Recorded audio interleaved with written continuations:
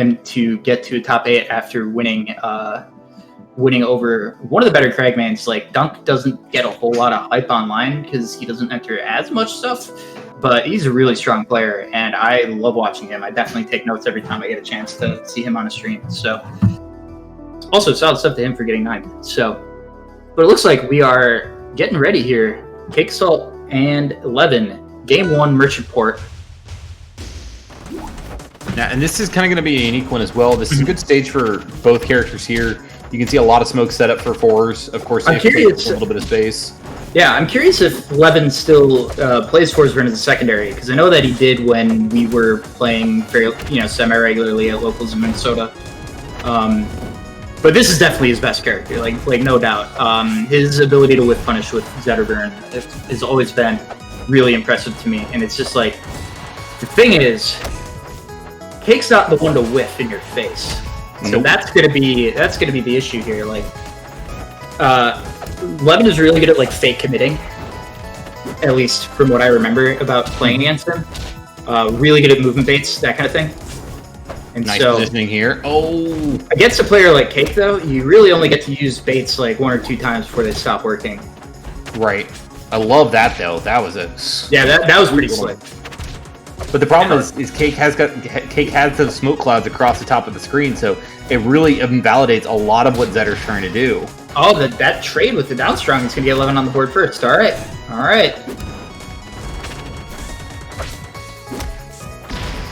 Yep. Yeah, I held in on back air, and it's like you hold out on back air, you also die. So, you know. They're not quite purple screens. Yep. Good trade there on the shine. It's just one of those. It's angle, man. The angle is such a nasty mix-up. Got to get out of there. Yep. Okay. And that's one where, like, if Zetter's chasing directly below there, you have to start DIing to the sides. But the problem is you can easily get caught up by a strong hit fair if you DI, like if they're too close. Ooh, I love that catch with the jab, but not able to make too much of it is CakeAssault. And yeah, this is the percent where like Levin definitely needs to light Cake up if he wants to get the kill, or just let DI out on forward air. Yep. All right, hit him with Falcon Knee. That's fine. Well, and that's what's kind of the unique thing about this situation. Oh, that's it. Yep. Yeah, you saw that weak fair. You're like, jeez, dude. Jeez, dude, you're gonna die. And that was Levin reading DI out in that scenario. So Cake getting punished for doing the smart thing. Always. So what's kind of interesting there is, I guess the one of those like the Dunning-Kruger curves where you kind of like think about where you want to move and how you want to interact with certain sequences, but like the smarter overall play is to take a step back in the middle of stock 2, throw a fireball, clear that smoke in the center screen, and then kind of reset neutral. Instead, kind of swung blindly, but it worked out. He kind of had a feeling for where Cake was going to be positioned. He had an idea where Cake has been kind of sitting at for the most part in those smoke clouds, waiting for whiffs. And he knew that Cake was he knew what Cake was trying to look for. And the fact that he got that there was just a great play for him and, alleviated all of the smoke rather than just a lane of it. So it's a really smart play there. I'm kind of curious how Cake answers back maybe here on Jules Veiled looks like for game 2. Yep. But as you can see, both these play characters, can blow each other up on paper. Yeah, I think fewer platforms is actually going to work out really well for Cake here. Just giving Levin fewer places where he can, like, as you can see, he's getting a ton out of plat drop nair and plat drop, or like plat runoff, either way. Fair and nair. That was so close, Jackie. You saw him actually get stuck on that plat there. That was another drop zone dare. I also, though, got mixed up by the clone, so who knows if Levin did as well. Yeah, and again, that's a purple. I don't care what the screen said. He was dead. Okay. Gets the wrong side of the down B. Oh, good tech. That really threw Levin off there.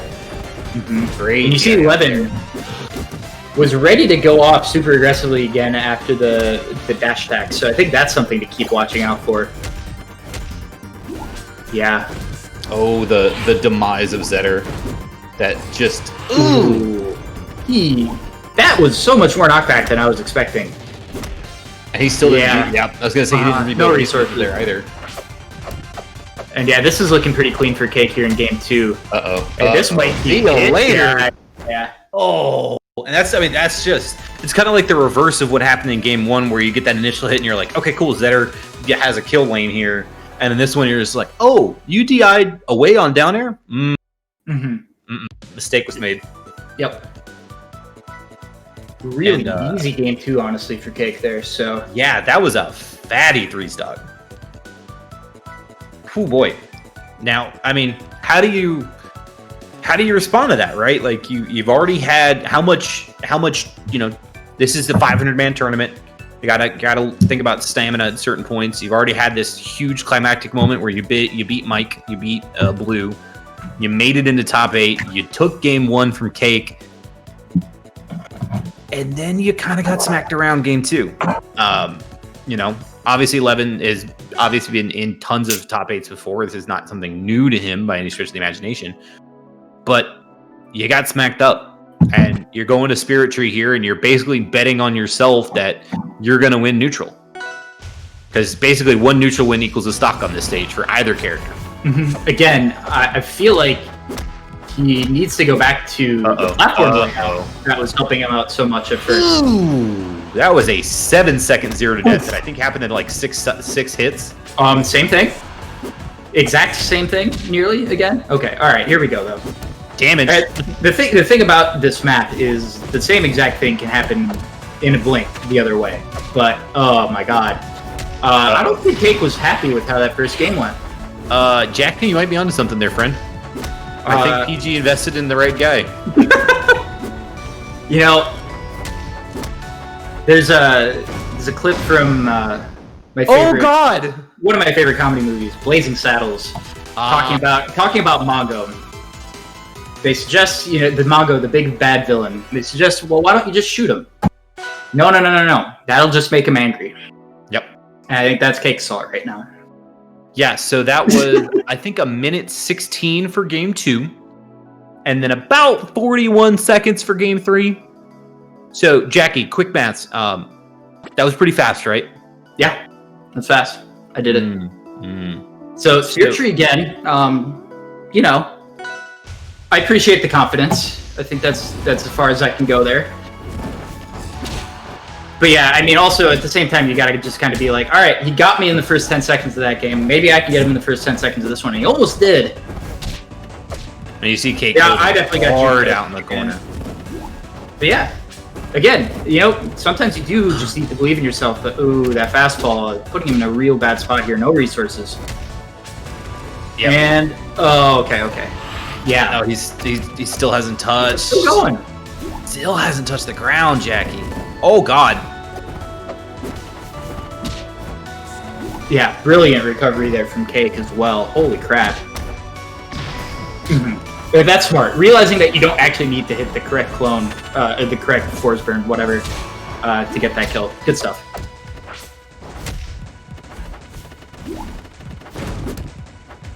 Nice. And I mean, how much can Levin build on here? Because that's kind of one of the benefits of this stage is you do have a chance to snowball in either direction. I love that from Cake, though. Just teleporting right into it and saying, "You're not going to see this one coming." And that's something he does so frequently too. I'm going to react. Yeah, react to this.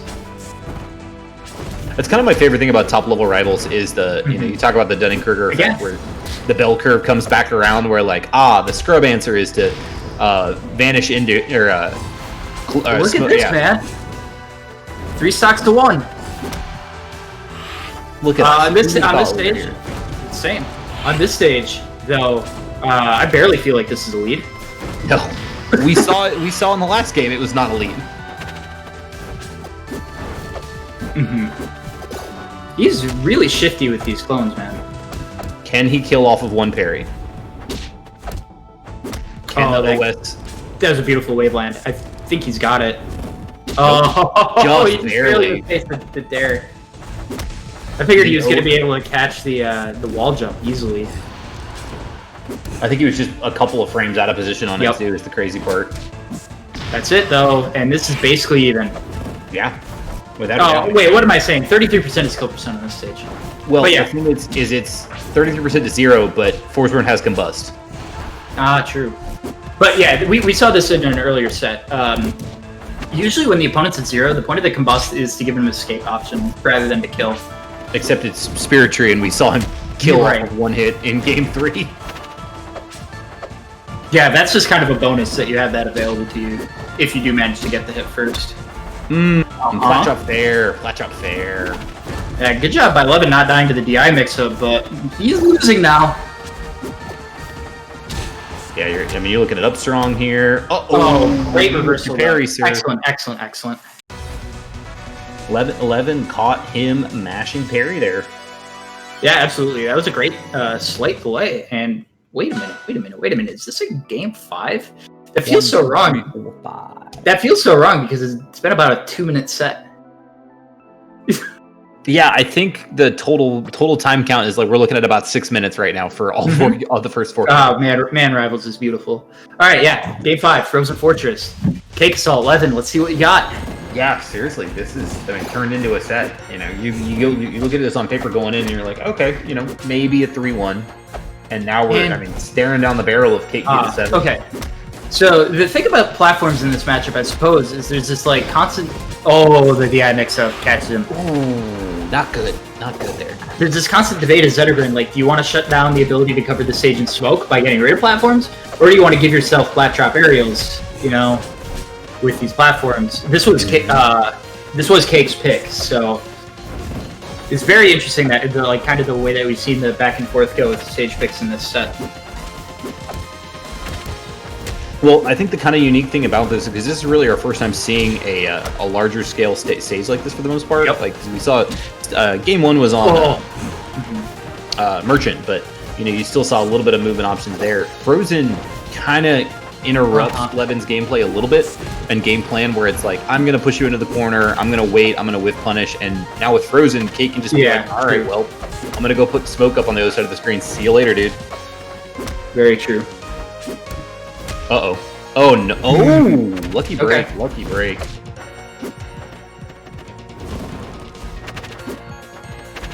Yeah, Levin really needs to take the stock immediately. And yeah, great DI by Cake on the Gatling.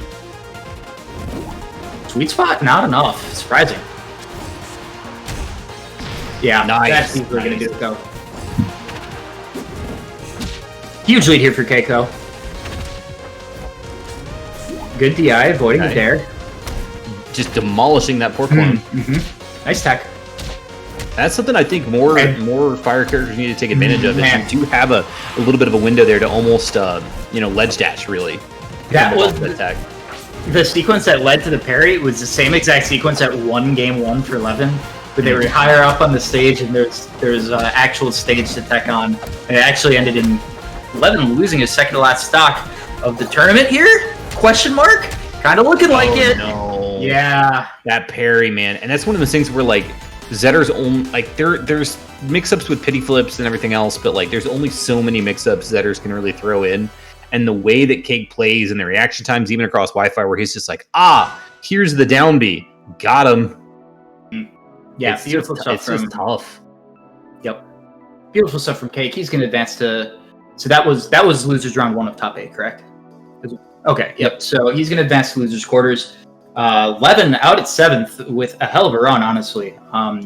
So close to getting that notch on there too, where you knock off the winner of the air event. And honestly, I feel like he's been close against Cake a few times before. So I think that one's gonna hurt a little bit. But hopefully after stepping back and looking at how he did, he can be happy with it.